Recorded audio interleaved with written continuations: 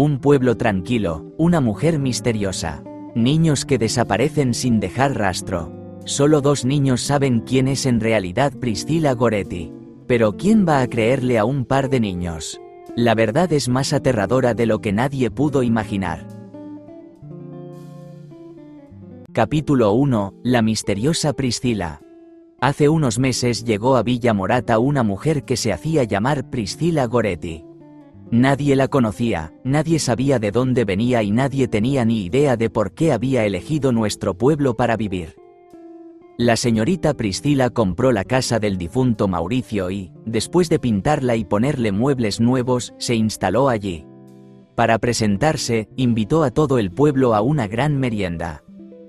La fiesta fue un éxito. Mi madre, que también fue, me contó que había comido un montón de deliciosos pastelitos que la propia señorita Priscilla había horneado.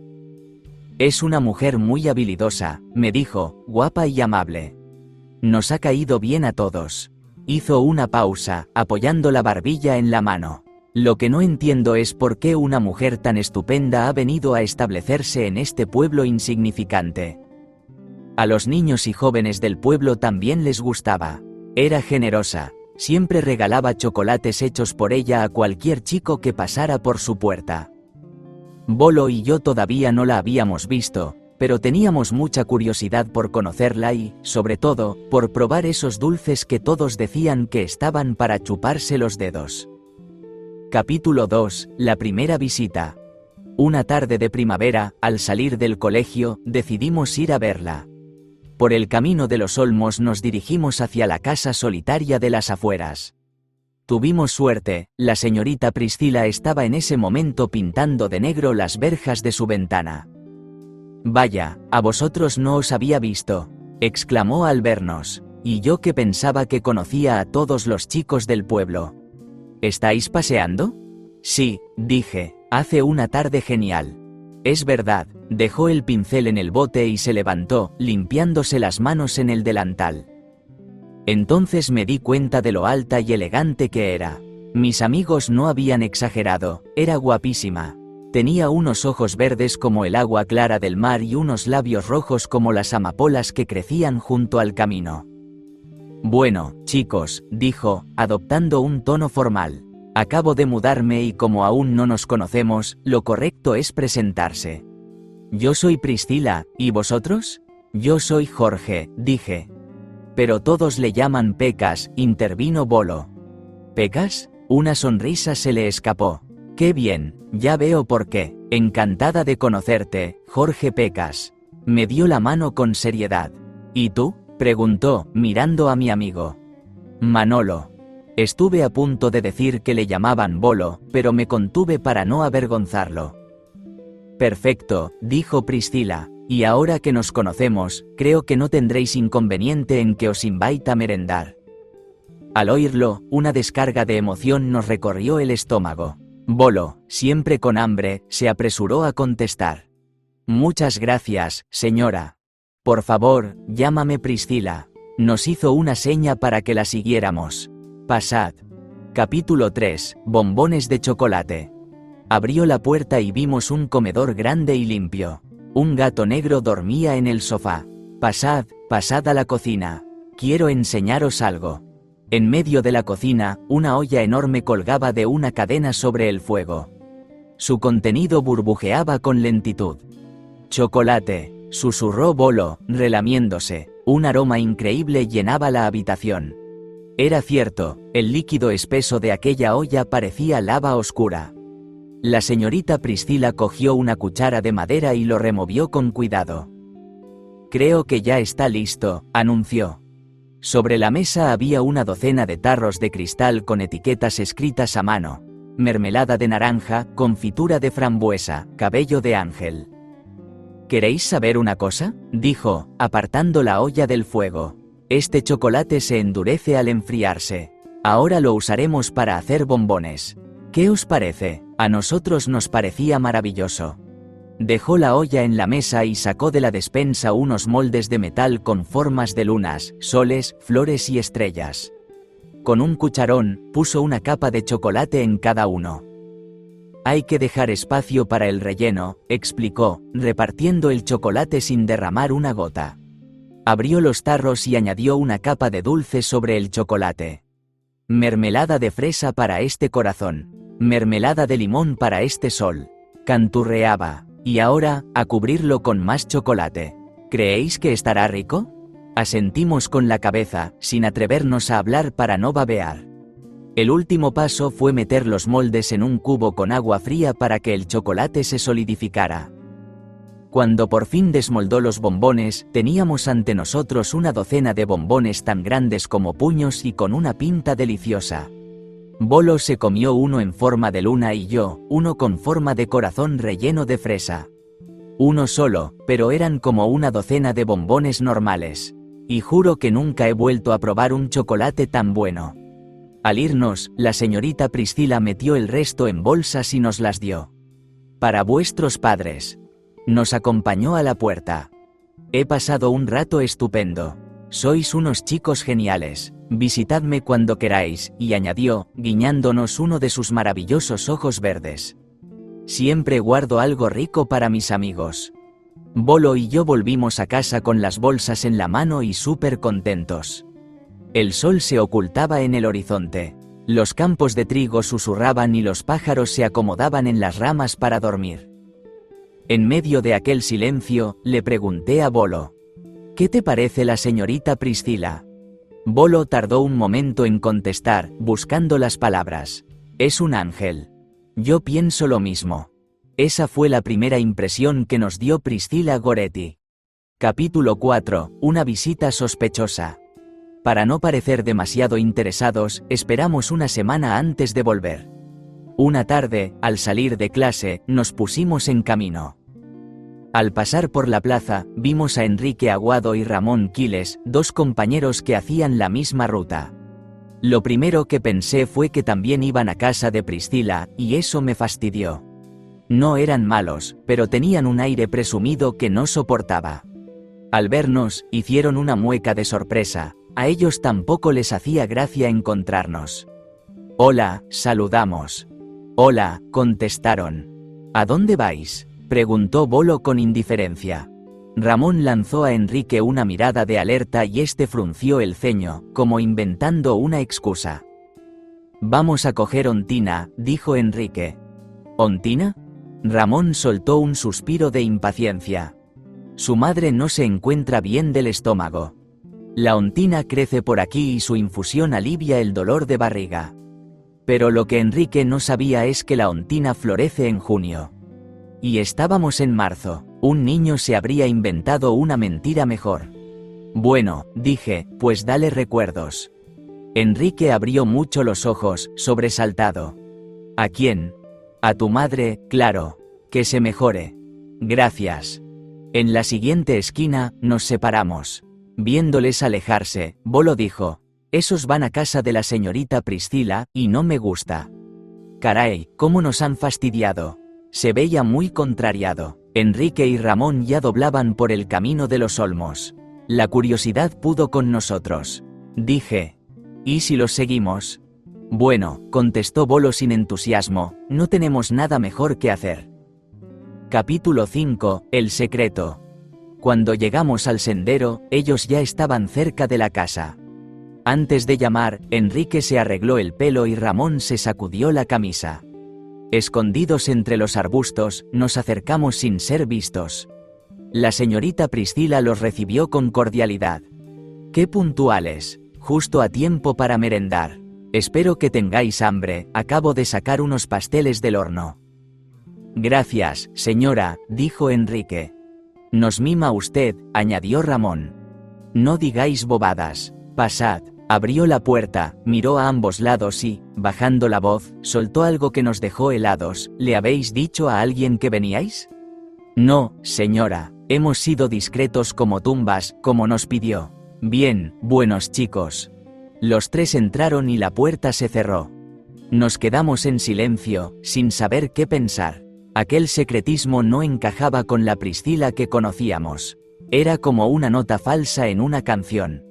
Aunque era misterioso e interesante, en ese momento lo que más nos molestaba era imaginarlos atiborrándose de pasteles mientras nosotros esperábamos hambrientos y aburridos.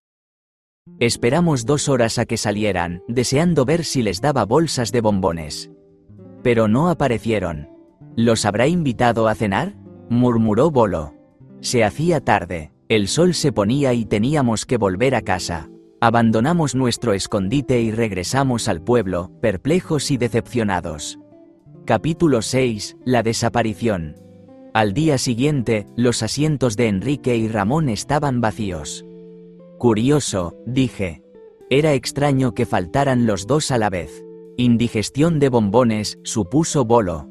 En ese momento, se abrió la puerta y entró el profesor de sociales acompañado del director, don Elías. Fue una sorpresa mayor. Don Elías casi nunca salía de su despacho, y cuando lo hacía, era por algo importante. Era un hombre serio, de gran bigote, siempre con chaqueta y corbata. Todos guardaron silencio, expectantes. Don Elías recorrió el aula con la mirada y la clavó en los asientos vacíos. Los señaló.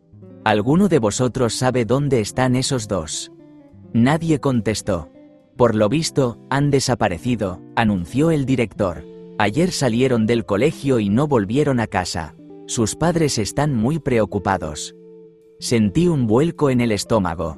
Bolo se removió nervioso en su silla. Tenemos que contarlo, susurró. Si alguien los ha visto, que hable, insistió don Elías. Si alguien sabe algo, que lo diga. Esto es serio. Levanté la mano. 37 pares de ojos se clavaron en mí. Un silencio pesadísimo llenó la sala. El director me indicó que hablara. Señor, yo los vi ayer por la tarde. Y yo también, añadió Bolo.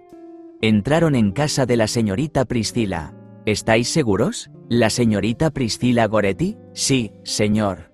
¿A qué hora? Sobre las 6:30.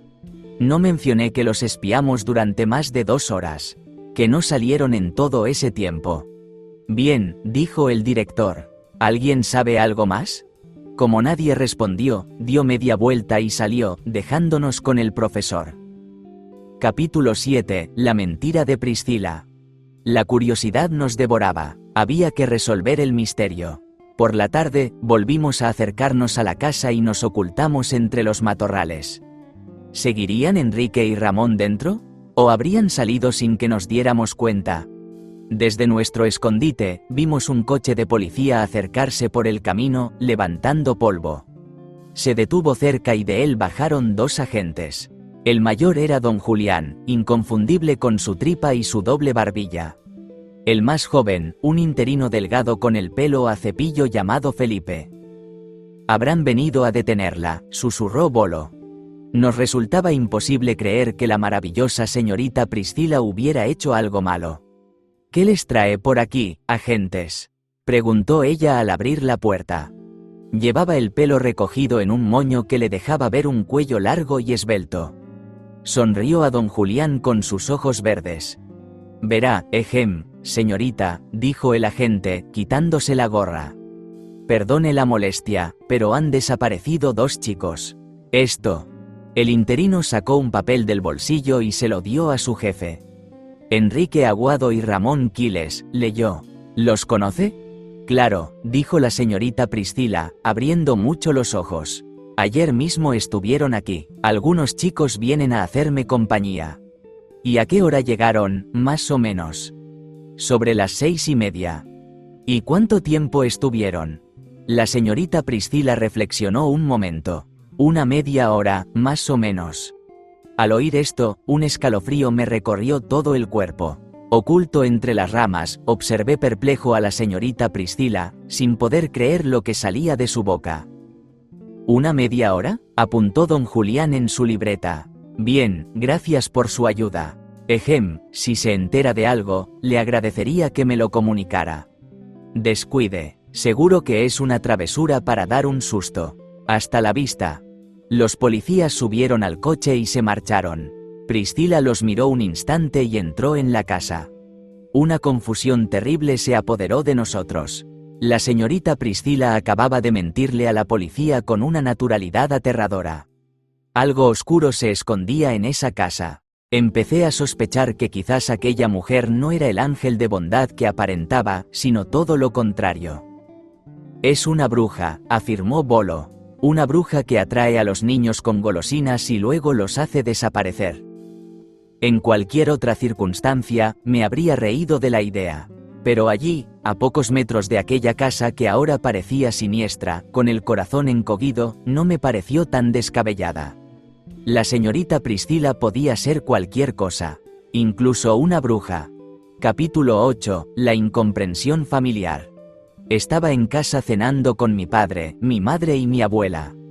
¿Las brujas existen?, solté de pronto. Mi madre levantó la mirada del plato como si me hubiera vuelto loco. Mi padre se rascó la oreja, incrédulo. Mi abuela fue la única en contestar. Agujas, claro que existen. Se usan para coser. Como habréis deducido, mi abuela era bastante sorda. El chico ha dicho brujas, mamá, la corrigió mi madre. Luego me miró con una ceja arqueada. Vamos a ver, ¿de qué va esto? ¿Nos estás tomando el pelo? Solo he preguntado si existen, dije con seriedad. Pero está claro que no creéis en ellas, así que no hablemos más. Y, sin añadir palabra, seguí comiendo. Un silencio incómodo llenó la habitación mientras mis padres se miraban con perplejidad. Seguramente se preguntaban qué le pasaba a su hijo de 11 años para hacer preguntas tan absurdas. Mi padre dejó la cuchara sobre la mesa, se limpió los labios con la servilleta y carraspeó. Vamos a ver, Jorge. Parece que te interesa saber si las brujas existen, ¿no? Sí. ¿Y lo preguntas en serio? Sí. Bien, una pregunta seria merece una respuesta seria, y yo te voy a contestar. Reflexionó un momento y continuó. Las brujas de los cuentos, esas viejas horribles que lanzan hechizos y preparan pociones en un caldero. Esas no existen. Quizás hubo alguna en la época del rey Arturo o en la Edad Media, pero no te lo puedo asegurar. Sin embargo, hizo una pausa dramática, clavándome la mirada. Sin embargo, hoy en día hay otro tipo de brujas. Igual de perversas y malvadas que las antiguas, pero con una diferencia. Contuve el aliento. Mi madre también seguía la explicación, intrigada. ¿Cuál?, pregunté, incapaz de aguantar más. La diferencia, Jorge, es que las brujas de antes volaban en escobas. Hizo otra pausa, alargando el suspense, y las de ahora usan aspiradoras. Dicho esto, mi padre estalló en carcajadas, golpeando la mesa con la mano. Jo, jo, jo. Me troncho. Mi madre también se rió. Oh, querido, eres un caso, decía, secándose las lágrimas con la punta del delantal. Me sentí como un idiota, viendo cómo se burlaban de mí. ¿Qué les pasa a estos, Jorgito?, preguntó la abuela. Nada, se ríen de un chiste malo, dije. ¿Malo?, dijo mi padre, sujetándose la tripa. Si es buenísimo. Jo, jo, jo. Y arrancó una nueva tanda de risotadas. Si alguna vez os habéis sentido incomprendidos, sabréis cómo me sentí yo en ese momento. Capítulo 9. La vigilancia. Bolo y yo adoptamos la costumbre de vigilar el caserón de la señorita Priscila todas las tardes. Una culpa horrible nos corroía por dentro. Llevaba casi una semana desde la desaparición de Enrique y Ramón sin dejar rastro. Sus padres estaban desesperados y la policía no tenía pistas, así que nos habíamos dado un plazo de 10 días para contar todo lo que sabíamos si los chicos no aparecían. Mientras, vigilábamos. Los primeros 4 días no pasó nada. De vez en cuando veíamos la silueta de Priscila pasar frente a una ventana, pero nada más. No salió ni una sola vez, y tampoco entró nadie. El 5.º día fue diferente. Estando escondidos en los arbustos, vimos acercarse a alguien por el camino. Lo conocíamos, era Óscar Blasco, un chico moreno de pelo rizado del curso superior. Iba con las manos en los bolsillos, silbando. Al llegar a la casa, se detuvo, dejó de silbar y pulsó el timbre. La señorita Priscila abrió al instante. «Oh, qué alegría que me hayas visitado», exclamó. Estaba espectacular, Llevaba un vestido rojo sangre y el cabello recogido en una trenza. «¿Me harás compañía para merendar? Ya que estás aquí, ¿te gustan los pasteles de merengue?» «Me encantan», contestó Oscar. «Ah, entonces vas a disfrutar, te lo aseguro».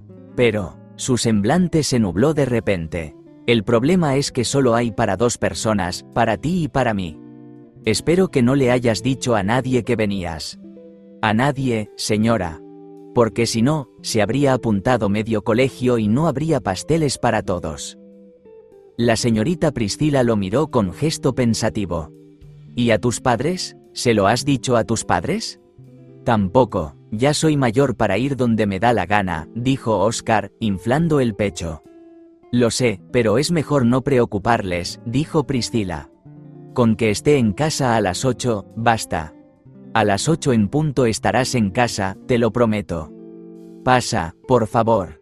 La señorita Priscila lo dejó entrar y, antes de cerrar, echó una mirada rápida a ambos lados del camino. Al comprobar que no había nadie, esbozó una sonrisa siniestra. Capítulo 10. Otro misterio. Esperamos toda la tarde a que Oscar saliera. El sol se escondía tras las montañas cuando miramos el reloj, eran más de las 8:30 de la mañana. Estaba claro que no volvería a tiempo a su casa. Bolo, a mi lado, no paraba de murmurar: «Es una bruja». Ahora lo sé, y yo no me atrevía a llevarle la contraria, sobre todo después de haber visto aquella sonrisa cargada de maldad. ¿Qué estaba pasando dentro de esa casa? ¿Quién era en realidad Priscila Goretti? De camino a casa, con el corazón en un puño, Bolo y yo decidimos que ya era hora de actuar. Esperaríamos al día siguiente y, si Oscar no aparecía por el colegio, lo contaríamos todo a la policía. Oscar no apareció, y el pueblo se sumió en el caos. 3 desapariciones en 2 semanas eran demasiado para un lugar como Villa Morata, donde nunca pasaba nada. Los padres, aterrorizados, acompañaban a sus hijos al colegio y volvían a recogerlos. Las calles estaban extrañamente silenciosas, sin niños jugando. La policía interrogaba a diestro y siniestro sin llegar a ninguna parte. Bolo y yo intentamos hablar con el sargento Julián, pero el cuartelillo cerraba justo al acabar las clases. Tuvimos que esperar hasta el sábado. Capítulo 11. La denuncia. Nos recibió Felipe, el policía interino. «¿Y vosotros qué queréis?», nos espetó. Estaba frente al ordenador, con la mesa llena de papeles, y parecía agobiado. «Venimos a hablar con el sargento Julián», dijo Bolo. «¿Se puede saber de qué?». «De los chicos desaparecidos». El interino abrió unos ojos como platos, se levantó de un salto y desapareció por la puerta del fondo. Unos segundos después regresó con el sargento. «Sentaos ahí», nos indicó don Julián, señalando unas sillas. «Y ahora contadme qué sabéis de todo esto». Nos miró con el ceño fruncido, como si de repente fuéramos los sospechosos. Fui yo quien habló. Le conté toda la historia desde el principio. Nuestra primera visita, cómo espiamos a Enrique y Ramón, y que no salieron en las 2 horas que estuvimos esperando, y, finalmente, lo que vimos y oímos el día que desapareció Oscar. Don Julián escuchó con atención, tomando notas. Cuando terminé, preguntó: «¿Y por qué ese interés en espiar a la señorita Goretti?». Al principio fue solo curiosidad. «¿Curiosidad?», repitió, incrédulo. «¿Es raro que alguien sea amable e invita a su casa?». Me miraba como si no me entendiera. La conversación estaba tomando un giro inesperado y muy desagradable. «No, pero…». Don Julián cruzó los brazos. «¿Y no os parece raro dedicaros a espiar todos los días la casa de esa señorita?». Ahí comprendí que no se había creído ni una palabra. Me enfureció. «Lo raro es que todo el que entra en esa casa no vuelve a salir», exclamé. «Investigue eso si de verdad le interesa». El policía replicó al momento: baja el tono, jovencito. Por lo que cuentas, vosotros entrasteis y salisteis sin problema». Pero se calmó al instante y añadió: está bien, lo investigaremos. Cualquier pista sirve». Miró el reloj de pared. «De hecho, lo haremos ahora mismo. Felipe, coge las llaves. Vamos a hablar con la señorita Goretti». Y vosotros, nos señaló con el dedo, venís también. Sentí que el suelo desaparecía bajo mis pies. ¿Por qué? Porque sois los testigos, respondió, colocándose la gorra. Vamos, andando. Comprendimos que era inútil protestar. Nos hizo salir y acomodarnos en los asientos traseros del coche patrulla. Nos sentimos como dos polluelos en un nido de víboras. El trayecto transcurrió en un silencio absoluto. El cielo estaba gris y las montañas lejanas se difuminaban en la niebla. Capítulo 12. La confrontación. Al llegar a la casa, empezó a llover. El coche se detuvo. Los dos policías bajaron, pero el sargento nos ordenó quedarnos dentro sin movernos. Vimos cómo pulsaba el timbre y cómo la señorita Priscila aparecía en la puerta con su sonrisa más encantadora. Hola, agentes. ¿A qué debo el honor? ¿Ya tienen noticias de los chicos? Carraspeó el sargento. De eso se trata, señorita. Al parecer, estos dos chicos aseguran haber visto a Oscar entrar aquí el día de su desaparición. El sargento señaló hacia el coche para que no hubiera dudas. Jorge, Manolo, exclamó Priscila, reconociéndonos al instante. Válgame el cielo, nunca pensé que llegarían tan lejos. El sargento se rascó la papada, confundido. ¿A qué se refiere? Priscila bajó la voz, pero la oímos perfectamente. He tenido un problemilla con estos chicos, dijo, señalándonos con el pulgar, y por lo visto quieren vengarse. ¿Qué tipo de problema?, preguntó el sargento, sacando su blog. Oh, por favor, que quede entre nosotros. La verdad es que no es para tanto. El caso es que vienen a jugar a la pelota aquí delante, y hace una semana rompieron un cristal. Señaló una ventana en el primer piso. Me enfadé y les confisqué el balón. Desde entonces, me miran con malos ojos. El sargento nos lanzó una mirada fulminante. ¿Quiere decir que mienten? ¿Que el chico Blasco no estuvo aquí el miércoles? Conozco a Oscar y lo he invitado a merendar, como a casi todos los chicos del pueblo, pero hace más de 3 semanas que no lo veo. La sinceridad en sus ojos verdes era abrumadora, y el sargento se lo creyó. Sentí que me asfixiaba, me entraron unas ganas locas de abrir la puerta y salir corriendo. Bolo tenía la frente sudorosa y no dejaba de mascullar. Es una bruja, es una bruja. El sargento se acercó al coche. Muchachos, salid. Obedecimos, pálidos y derrotados como dos condenados a muerte. En vuestra fantástica declaración se os olvidó mencionar el detalle de la pelota, ¿verdad? No es cierto, señor, protesté. Ella está mintiendo, no hay ninguna pelota, lo que intenta es... Basta, cortó el sargento, rojo de ira. Dejemos de mentir, lo que habéis hecho es muy grave. No se puede falsear una declaración por una rabieta. Es un delito. Le hemos dicho la verdad, insistí, pero el sargento no quiso escuchar. Cada palabra nuestra lo irritaba más. Aquella bruja de ojos verdes parecía haberlo hechizado. Capítulo 13. La amenaza. Priscila entró un momento en la casa y salió con un balón. Disculpe, sargento, intervino. Si me lo permite, yo hablaré con ellos e intentaré arreglarlo. No quiero que esto vaya a más. ¿Les va a devolver el balón?, preguntó el interino, sorprendido. Sí, respondió ella, nunca fue mi intención quedármelo. Era la imagen viva de la generosidad y la justicia. El sargento nos miró como si fuéramos basura. Es usted demasiado buena, señorita. Estos golfillos se merecían un escarmiento.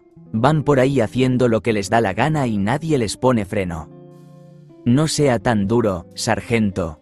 Permítame que hable un momento con ellos. La señorita Priscila me colocó su mano con suavidad en el hombro y nos condujo aparte, lejos de los policías, como a dos perritos asustados. Llovía con más fuerza y el cabello se le pegaba al rostro, dándole un aire salvaje.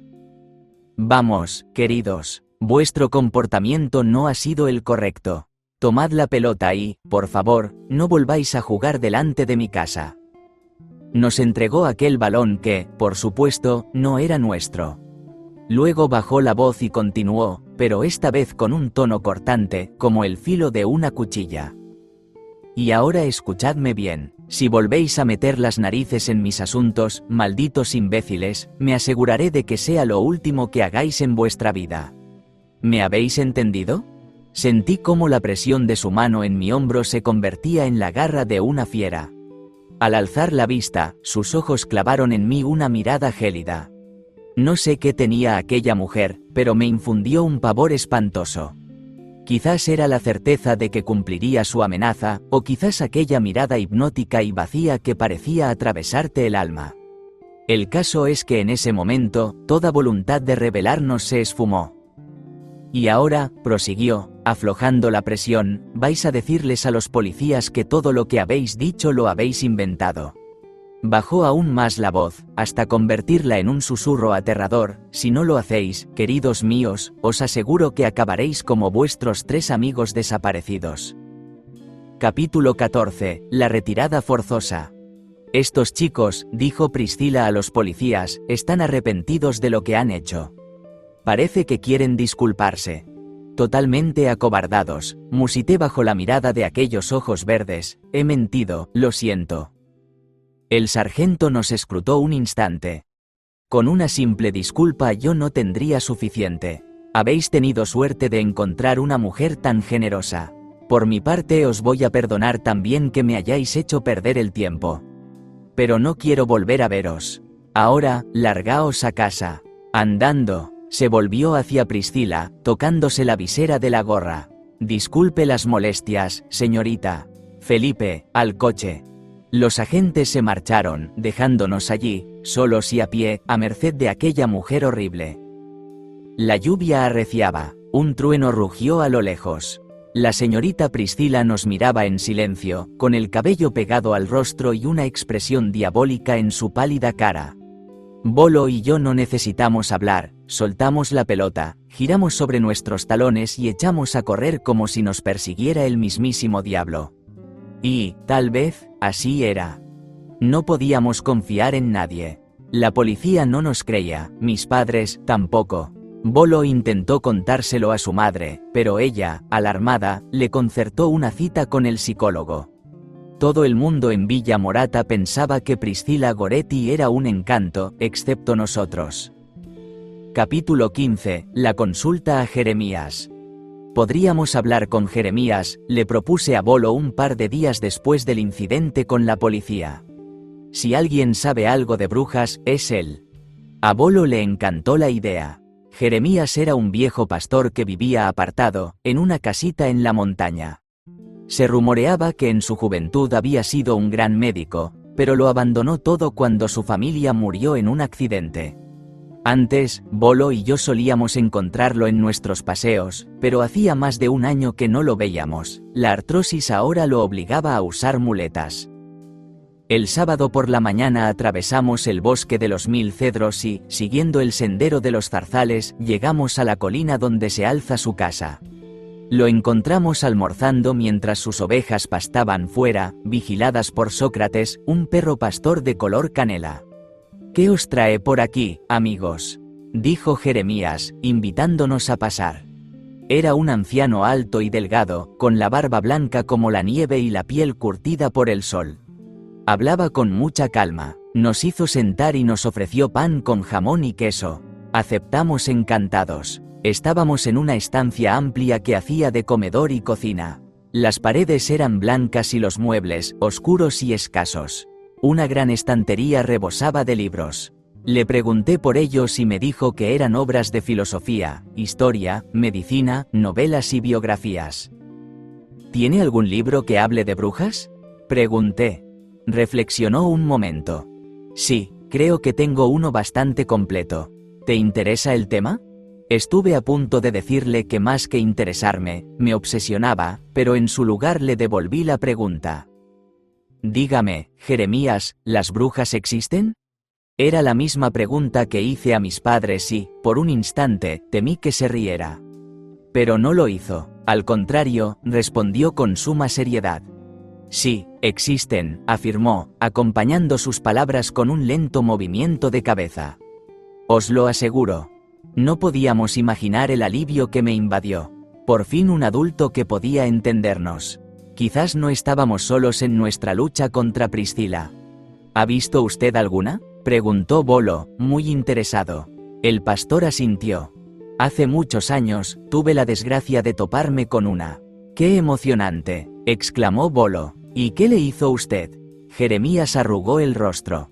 Ella me hizo algo a mí, pero nada grave, aclaró. Por entonces era médico en una aldea perdida. La bruja vendía ungüentos y pócimas, y yo, sin querer, le quité clientela. Eso la enfureció. ¿Y qué pasó?, preguntamos al unísono. Jeremías esbozó una sonrisa. Nada del otro jueves. Me amenazó con matar a todos mis pacientes. Bolo y yo nos quedamos boquiabiertos. Pero no iba en serio, se apresuró a aclararnos. Le expliqué que solo estaría un año, que mi estancia no era permanente. Eso la calmó, aunque aún así intentó hacerme la vida imposible. Sufrí dolores de espalda, jaquecas, hemorragias nasales. Y mi casa se llenó de insectos de toda clase. ¡Jo, qué horror!, exclamó Bolo. Todo tiene su lado positivo, dijo el pastor encogiéndose de hombros. Hice una espléndida colección de insectos con los bichos que me envió. Aún se expone en Edimburgo. ¿Y todo por culpa de la bruja?, pregunté. ¿Está seguro? No me cabe la menor duda, afirmó con convicción. Guardamos silencio, digiriendo sus palabras. Luego Bolo preguntó, ¿y se libró de la maldición?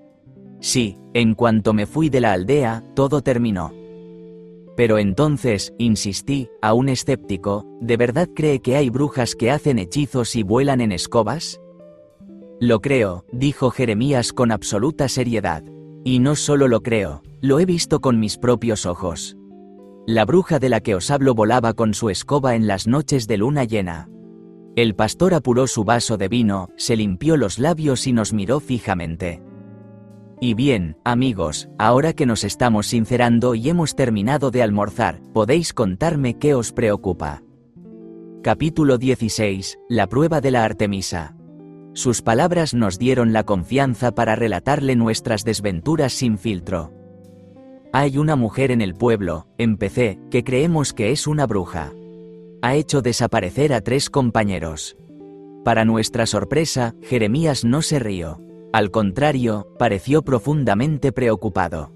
Entonces, conté con todo lujo de detalles todo lo sucedido, desde que conocimos a Priscila hasta su amenaza. Jeremías escuchó sin pestañear, poniéndose cada vez más serio. Cuando terminé, dijo: «He oído lo de las desapariciones. Un asunto terrible. Pero, ¿por qué estáis seguros de que es una bruja? Atrae a los niños con dulces y después los hace desaparecer», respondió Bolo. «Sí, es típico de ellas», admitió el pastor, levantándose.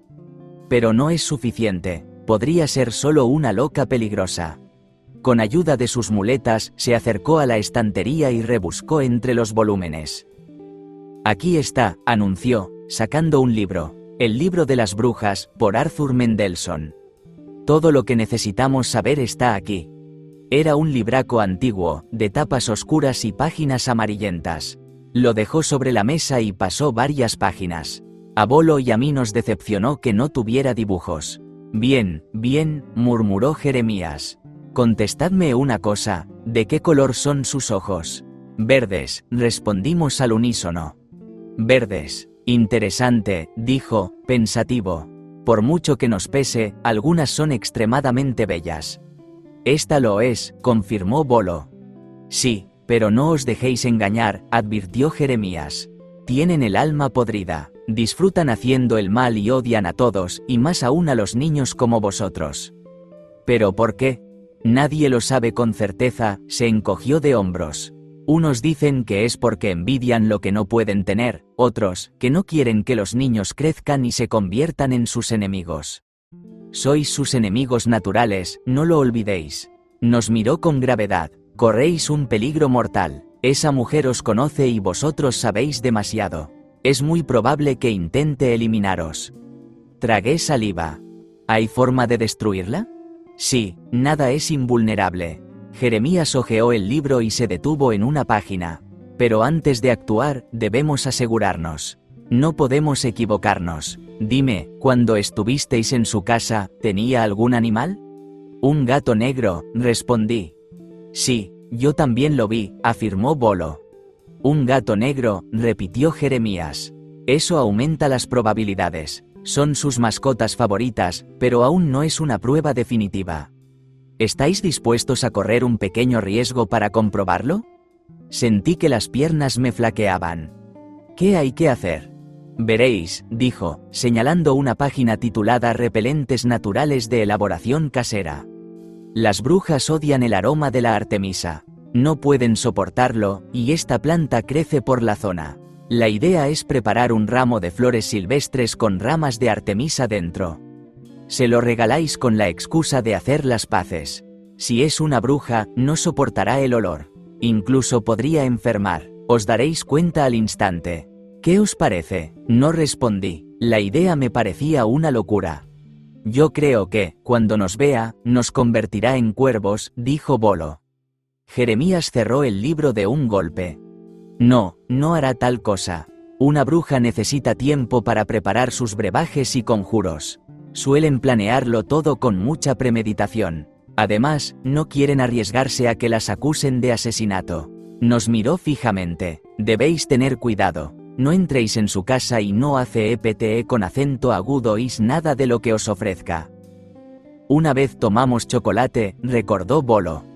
Sí, reconoció Jeremías, pero entonces solo intentaba ganarse vuestra confianza. Primero se hacen amigas de los niños y después acaban con ellos. Finalmente, nos despedimos de Jeremías con un hermoso ramo de flores silvestres en las manos. Le prometimos hacer la prueba esa misma tarde y avisarle del resultado. Descuide, Jeremías, dije. Mañana a esta hora estaremos aquí. Y emprendimos el camino colina abajo, decididos como guerreros antes de la batalla.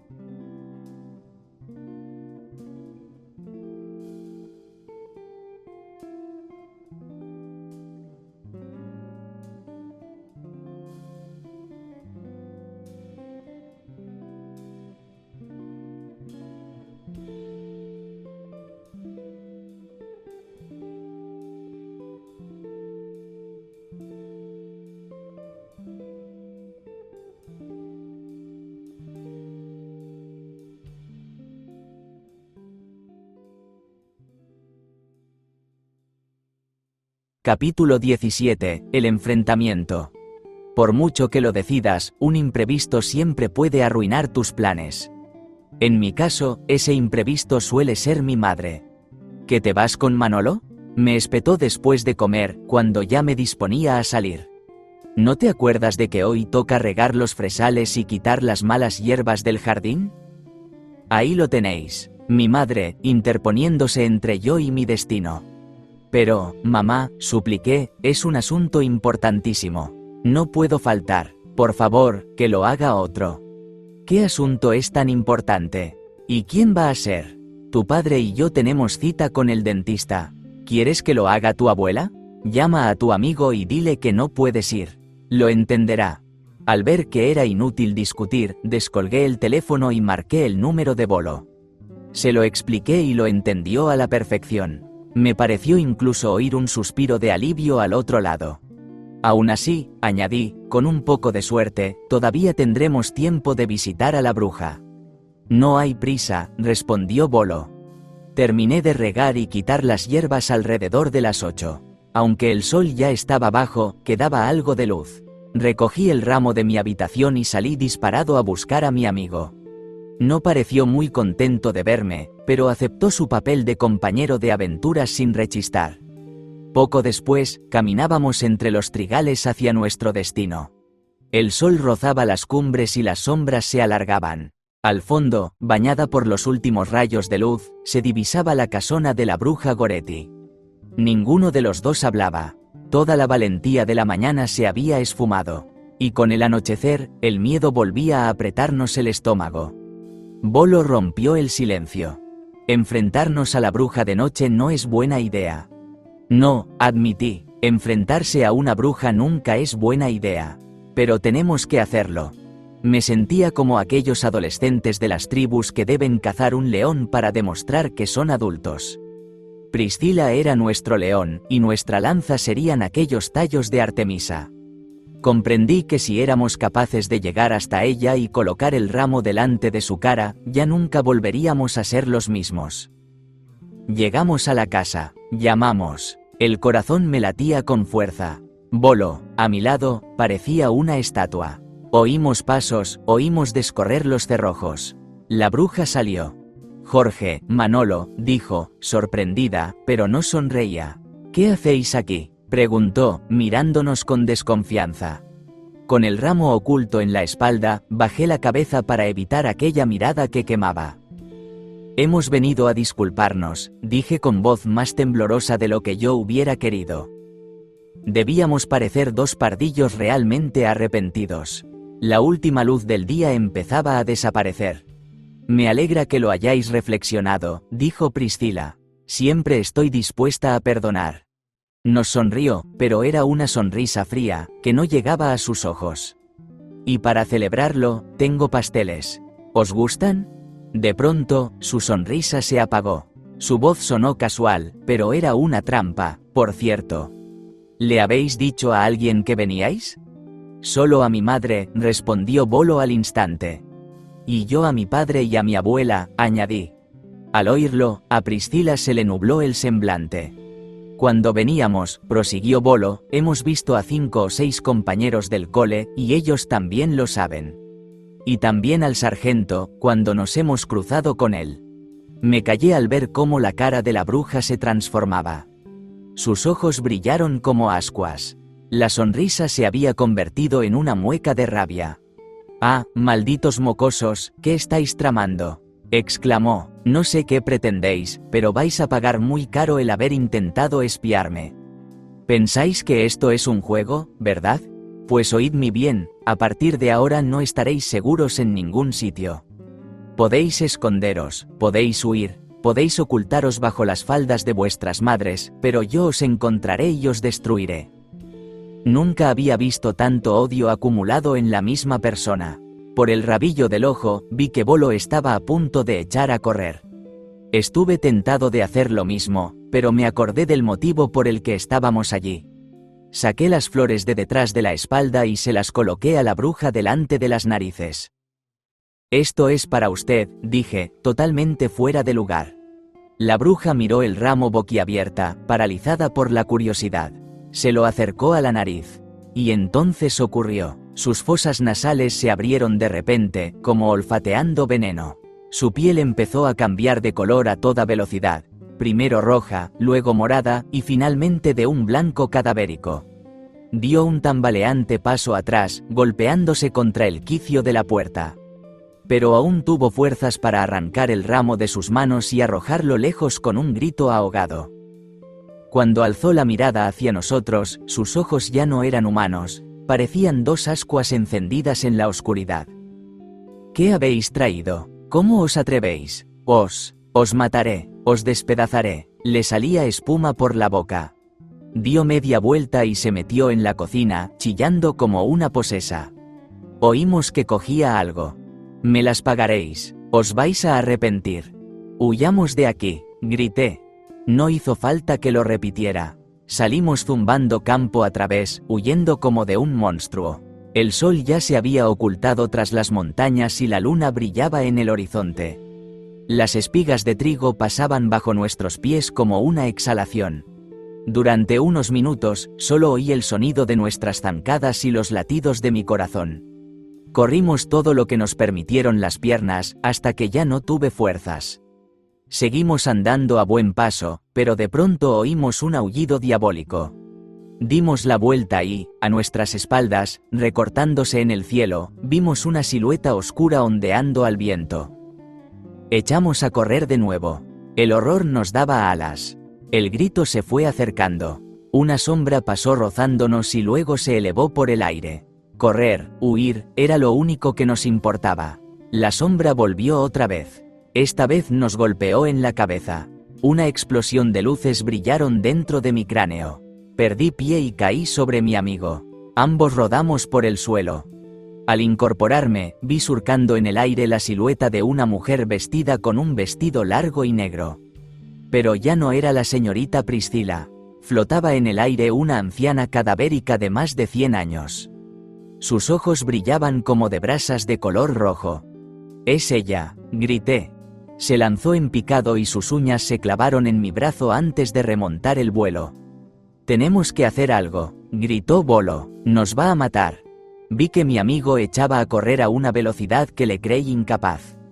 Tuve que acelerar para alcanzarlo. «Viene hacia nosotros», exclamó. «Aparta». Empujé a Bolo justo a tiempo para que la bruja pasara por el medio de ambos sin tocarnos. «Cuando vuelva otra vez, intenta esquivarla». Bolo no contestó. Le costaba mucho respirar, creo que había llegado al límite de sus fuerzas.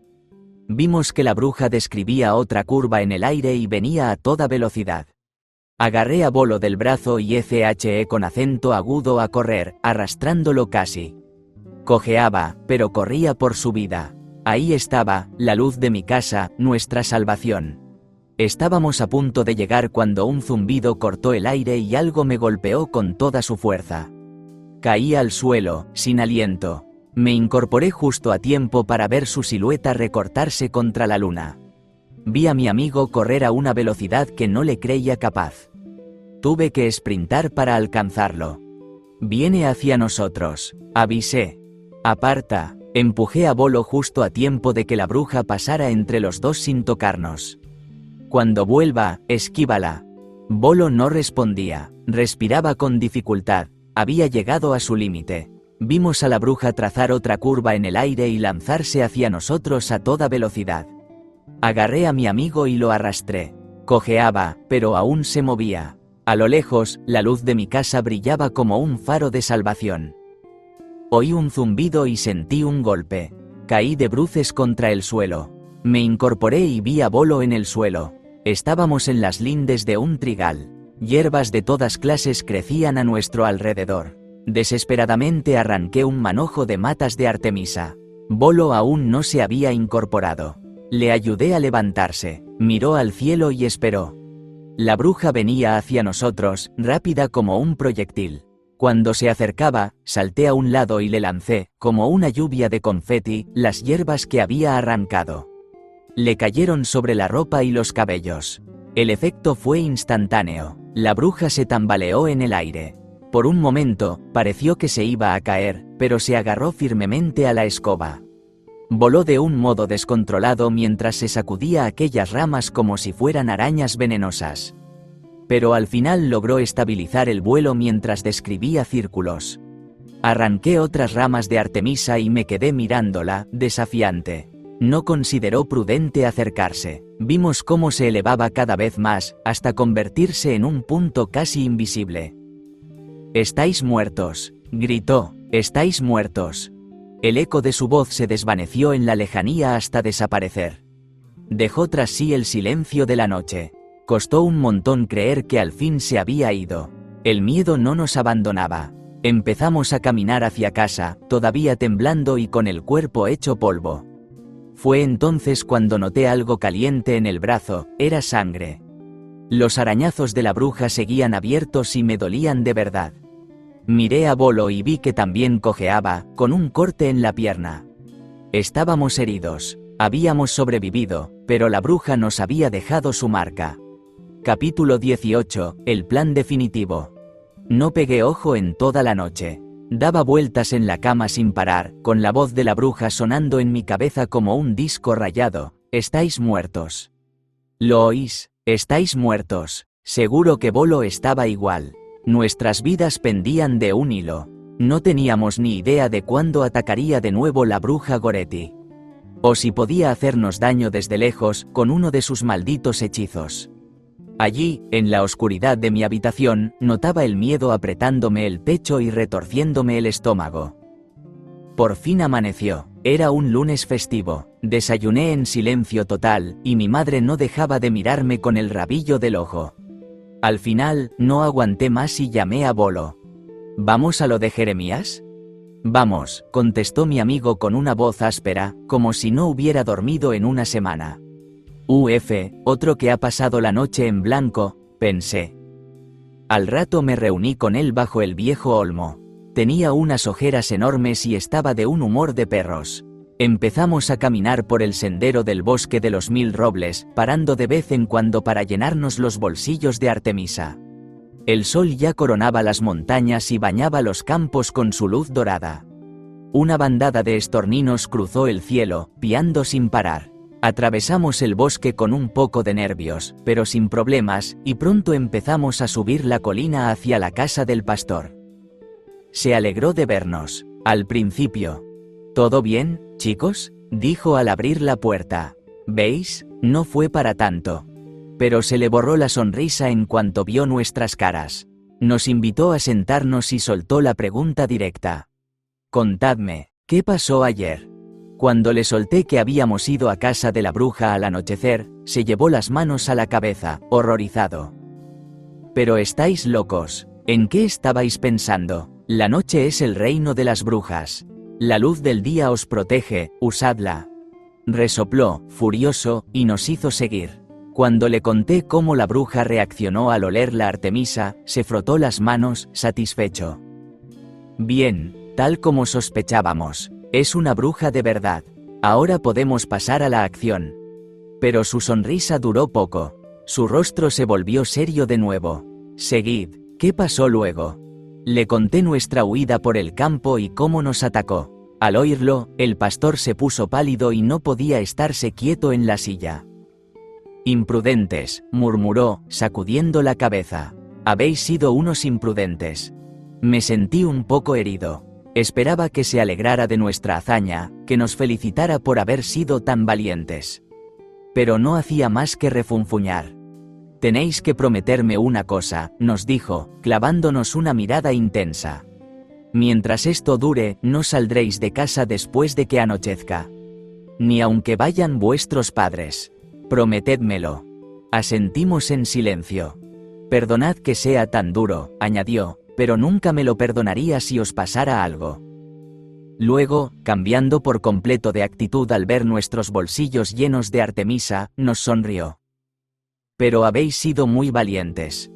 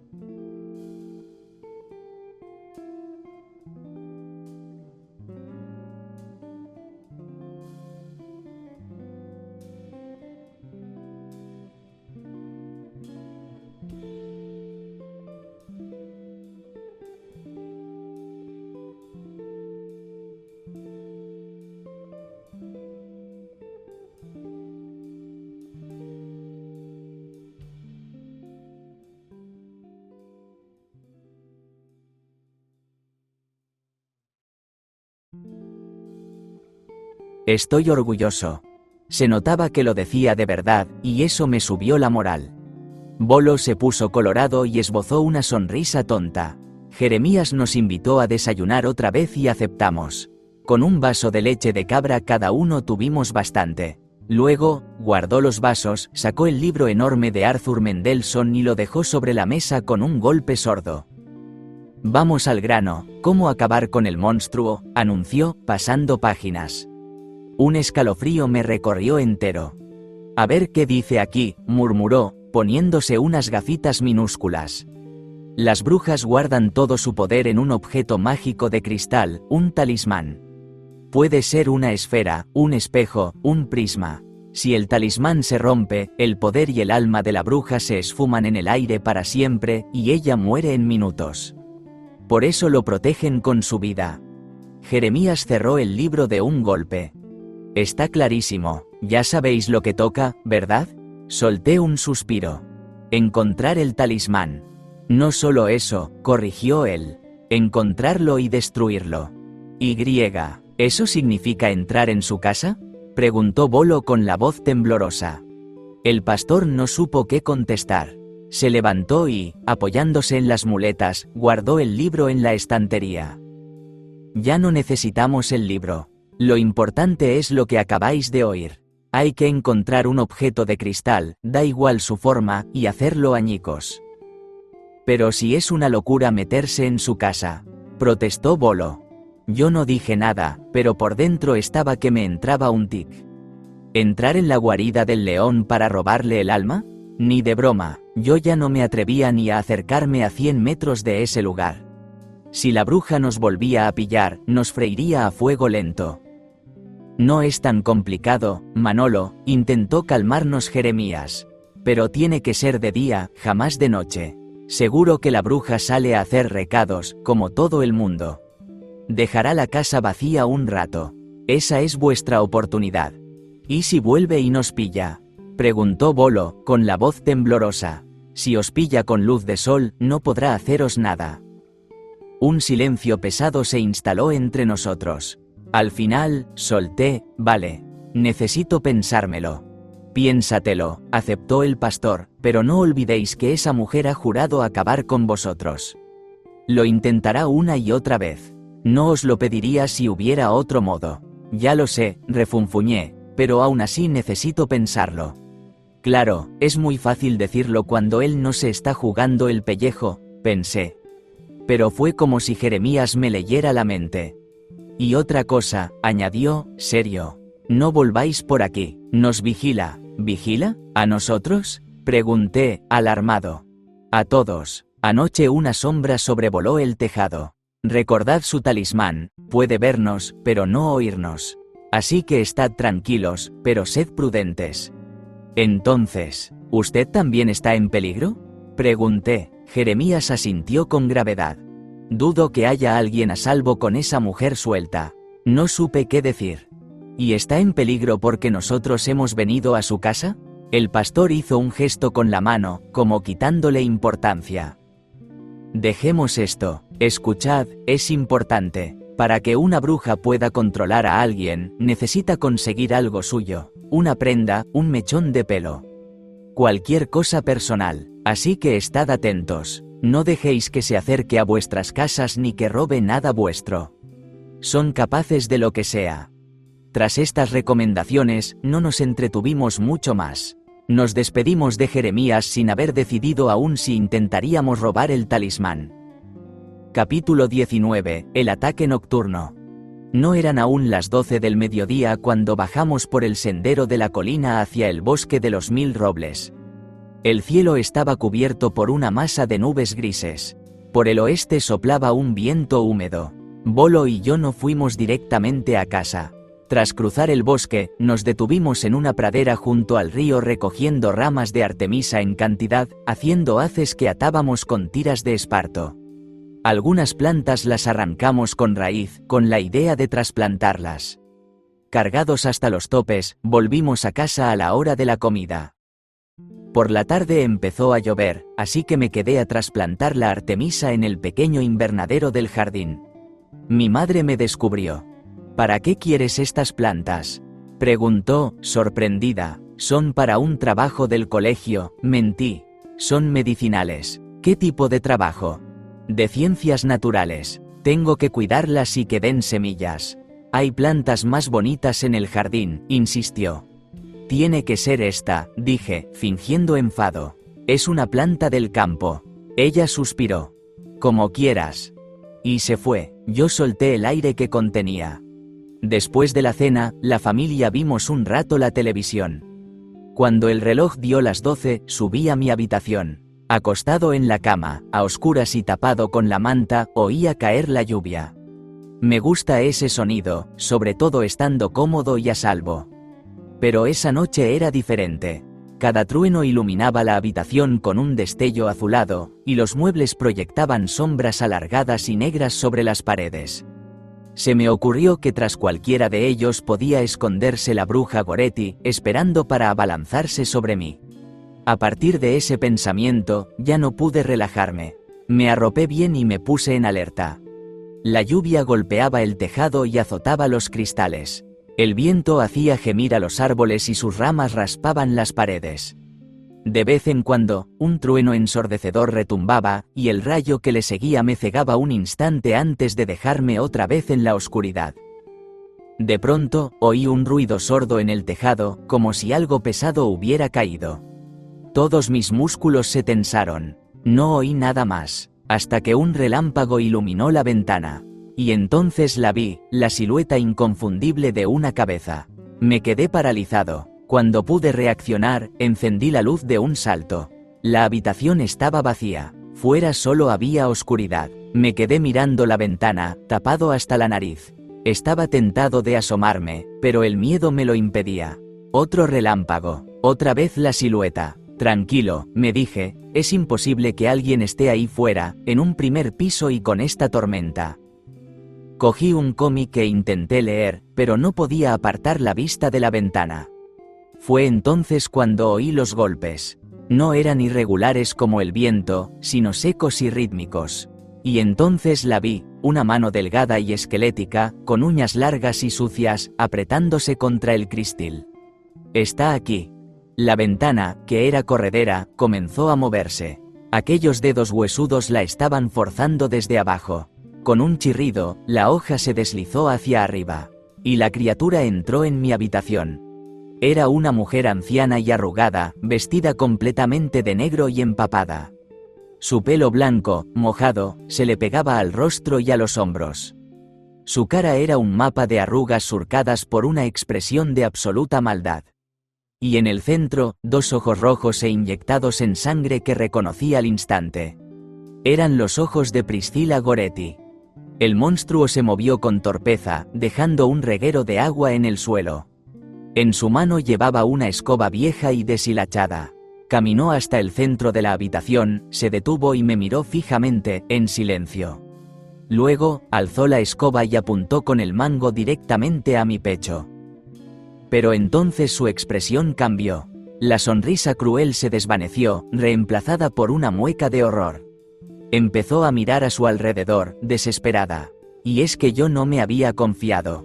Durante horas, había convertido mi habitación en una fortaleza de Artemisa. Había colgado haces de la planta en las 4 paredes. Había sellado el marco de la ventana con un borde continuo de ramitas. De la lámpara colgaban 3 racimos más.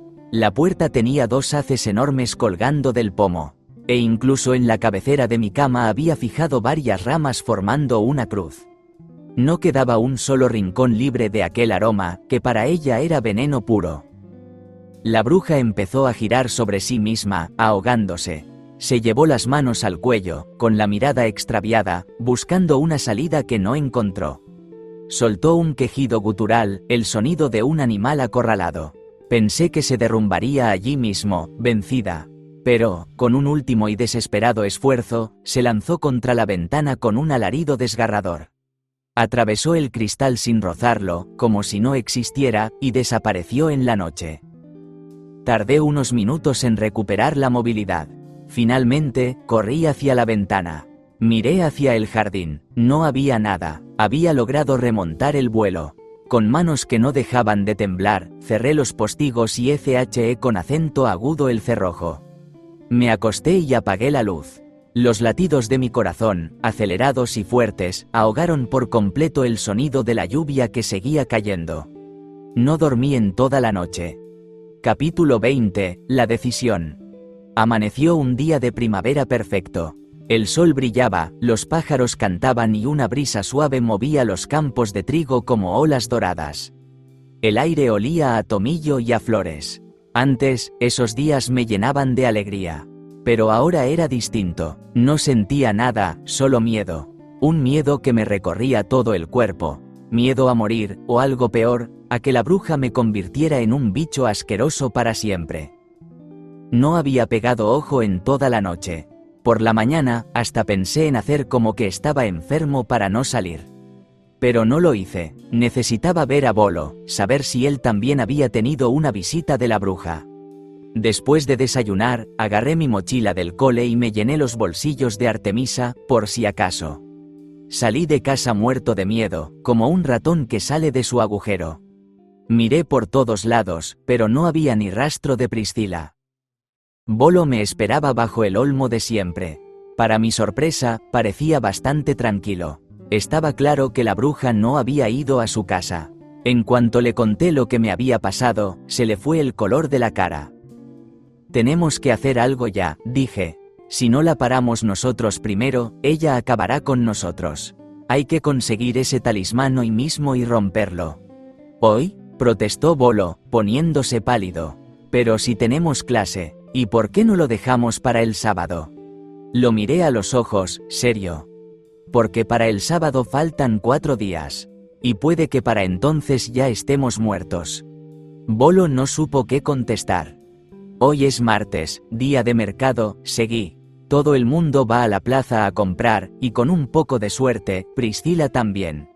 Si aparece, esa es nuestra oportunidad para colarnos en su casa. ¿Y el colegio? Que le den al colegio. Esto es cosa de vida o muerte, exclamé. Bolo se quedó callado, muy serio. No sé si me atreveré a entrar, murmuró al final.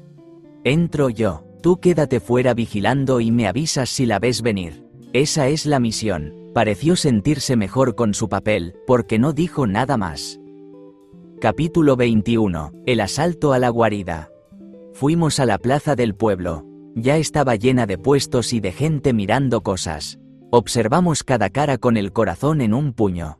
Sabíamos que Priscila no se atrevería a hacer nada con tanta gente alrededor, pero solo con pensar que podía vernos, se nos helaba la sangre. No está, susurró Bolo. Seguro que no ha llegado todavía. Nos escondimos en un banco de madera en el parque, desde donde podíamos ver a todo el que entraba y salía de la plaza sin que nos descubrieran. Tampoco queríamos que nuestras madres nos descubrieran allí, faltando a clase. Estuvimos un rato viendo pasar a la gente, hasta que de repente Bolo me dio un codazo. Ahí está. Era verdad, Priscila Goretti acababa de aparecer. Iba preciosa, con un vestido rosa y el pelo suelto. Por suerte no nos vio. Escapamos por el parque hasta una callejuela que nos llevó a las afueras del pueblo. Poco después, caminábamos por el sendero de los olmos. La casa del terror seguía en silencio y cerrada. La rodeamos y encontramos en la parte de atrás una ventana pequeña, a unos 2 metros de altura. Entramos por ahí, dije, con un nudo en el estómago. Está cerrada, comentó Bolo. Agarré una piedra y la lancé contra el cristal, que se hizo añicos. Ahora ya no, dije. Ayúdame a subir. Habíamos quedado en que él se quedaría fuera y silbaría como un mirlo si la bruja volvía. Cuando llegué a la ventana, metí la mano y abrí el cerrojo. Así pude levantar la hoja y esquivar los cristales rotos.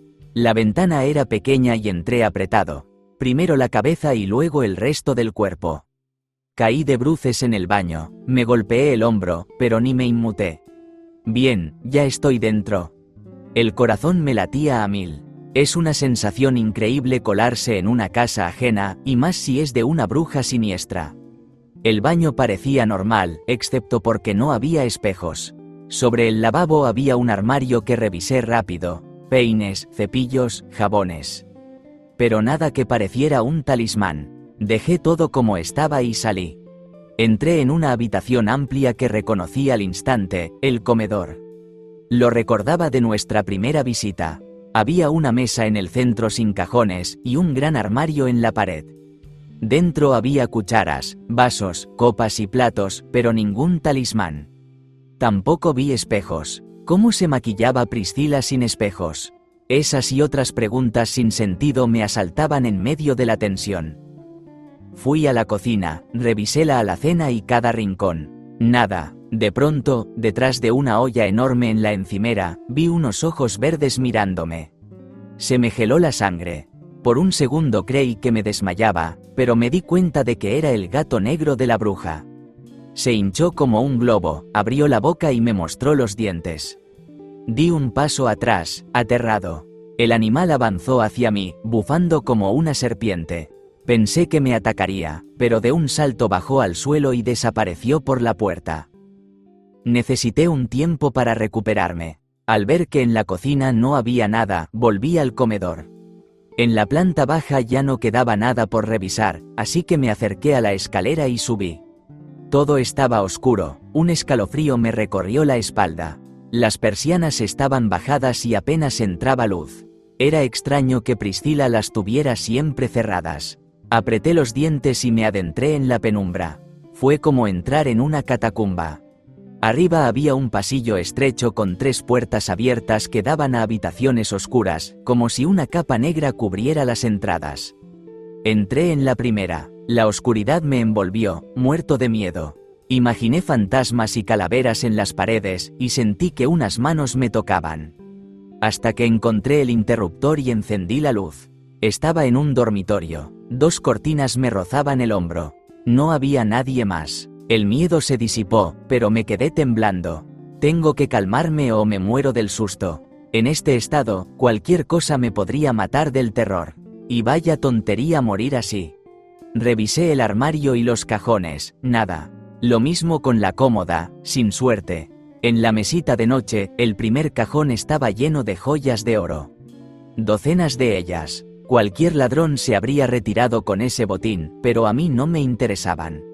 Ningún talismán de cristal. Me estaba poniendo nervioso. De pronto me pareció oír el canto de un mirlo.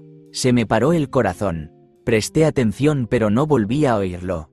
En el tercer cajón encontré una caja de madera del tamaño de una de zapatos pero mucho más valiosa, con incrustaciones de marfil y relieves delicados.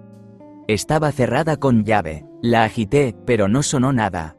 Temblando de emoción, busqué mi navaja, pero solo encontré un puñado de artemisa. Me la había dejado en casa. ¡Qué fastidio! Pensé en romperla de una vez contra el suelo. La levanté, pero algo me detuvo. Ris, ras, ris, ras. Era un ruido como de alguien rascando la pared o el suelo, muy cerca. Di un salto y miré alrededor, esperando ver a la bruja asomándose, pero no vi nada. El sonido venía de debajo de la cama. No puede ser que Priscila esté aquí escondida haciendo ruidos. Me acerqué a la cama y la empujé de una patada contra la pared.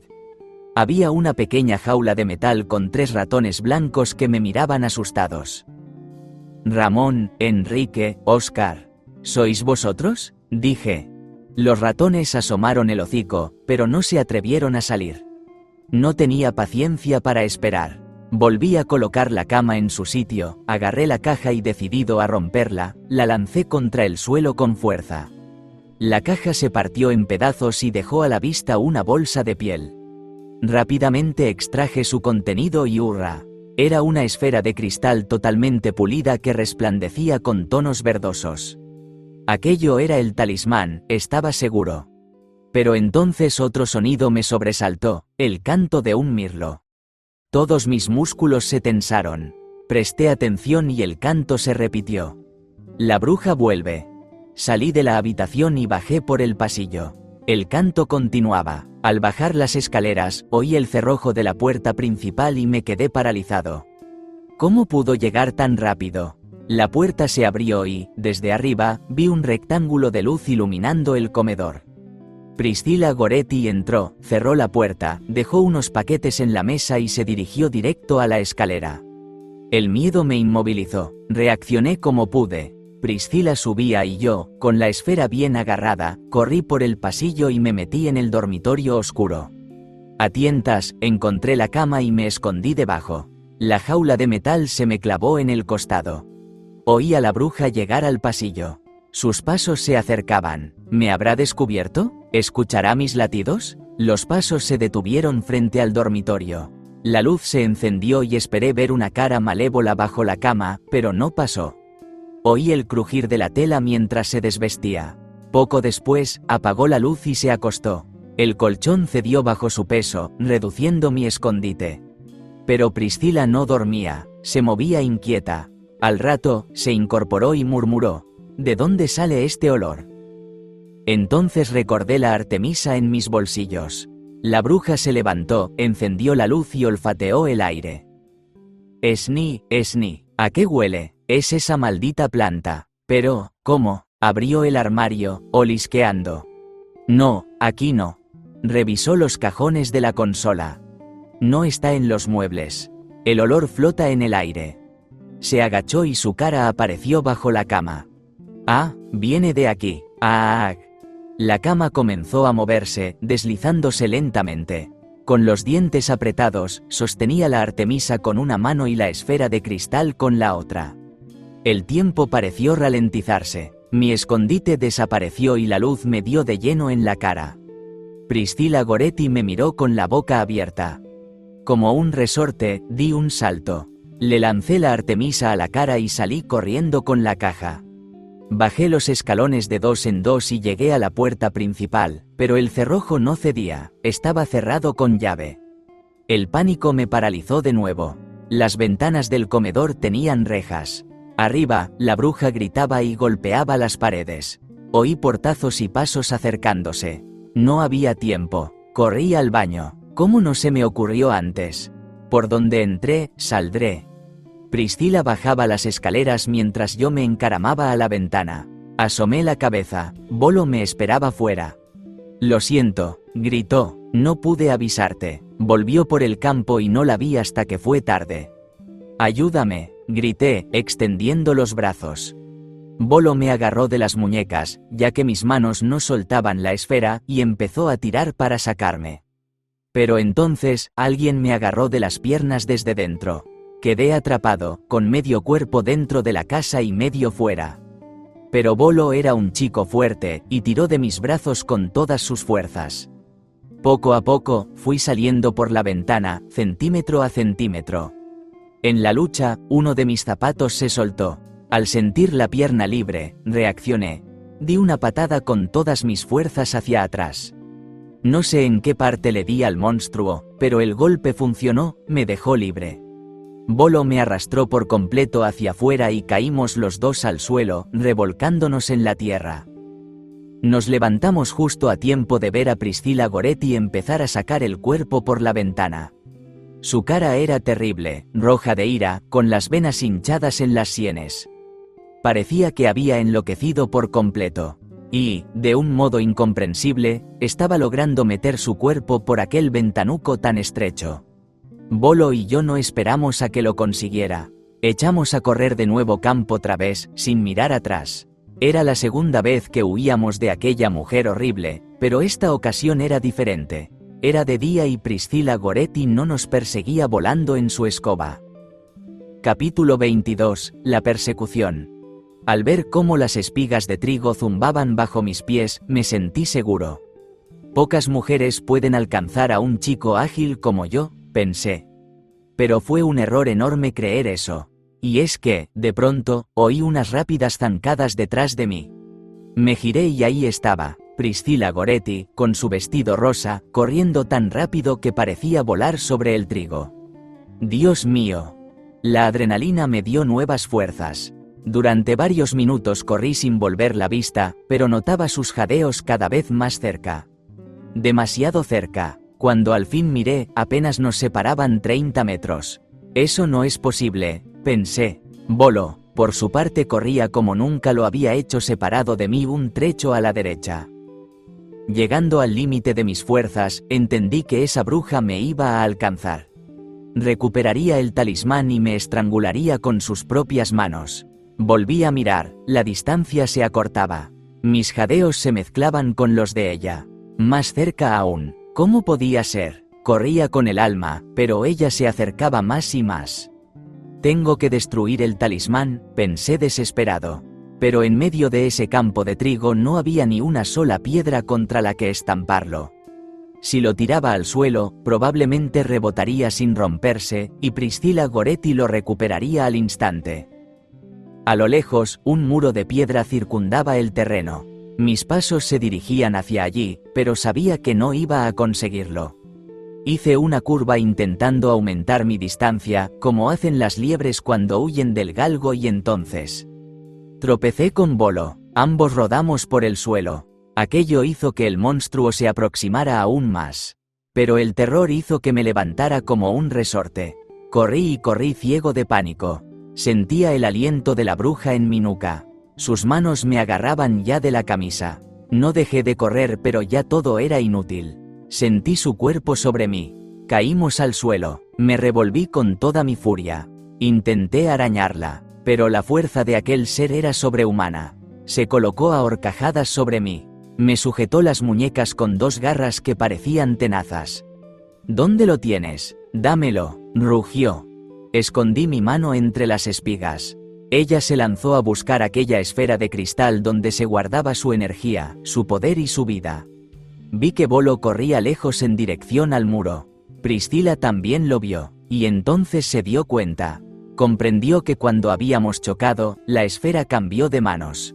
Había sido un ardid improvisado y fruto de la casualidad, pero era ahora Bolo quien tenía el talismán. Y se aproximaba al muro. Priscilla lanzó un alarido, me soltó, dio un salto y corrió en pos de mi amigo. Pero ya era tarde. Bolo llegó hasta el muro. Implacable levantó la esfera en alto. Priscilla paró en seco. El terror atravesó su cuerpo. No podía ser. Aquel niño horrible tenía toda su existencia en sus manos regordetas. Y la iba a romper. Era imposible. Solo es un niño. Paralizada por el pánico, observó cómo Bolo bajaba los brazos. Rápido, con todas sus fuerzas. La esfera salió disparada contra las rocas, y se rompió en 1000 pedazos. De la esfera rota surgió un rayo intenso de luz verde que se expandió en todas direcciones. Una explosión luminosa como de fuegos artificiales. La luz se fue apagando.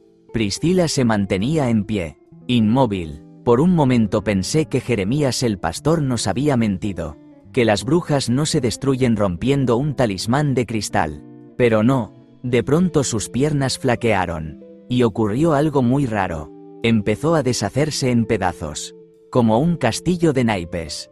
Con lentitud fue cayendo. Se derrumbó en el suelo y quedó allí como un amasijo de escombros. Bolo no se movía, respiraba agitado como si no hubiera bastante aire en todo el campo. El esfuerzo había sido excesivo. Mi corazón se sacudía como un tambor. Me temblaba todo. Tardamos un rato en empezar a movernos. Cuando al fin nos acercamos al lugar de Priscilla Goretti apenas quedaba nada. Solo vimos un esqueleto cubierto de cenizas y sobre él un vestido de seda rosa.